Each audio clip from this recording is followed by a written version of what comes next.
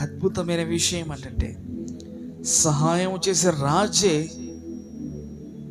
సహాయము చేయలేని నిస్సహాయ స్థితిలోనికి ఉండిపోయినప్పుడు, ఈ భూమి మీద సమస్తమైన ద్వారములు మూయబడినా, నీకు సహాయం చేస్తా అన్నటువంటి వారు సహాయము చేయకపోయినా, నీ పరిస్థితులన్నీ కుప్పకూల్చబడిపోయినా, ఆస్తి నష్టం జరిగిన, ఏమి జరిగినా, ఎవరు సహాయము చేయలేని నీ సహస్థితిలో ఈ భూమి మీద ఉన్నా, నీ కొరకు పరలోకపు ద్వారాలు తెరవబడిన విషయం మర్చిపోకూడదు.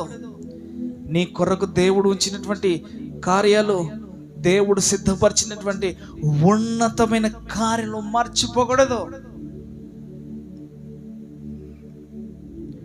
ఆయన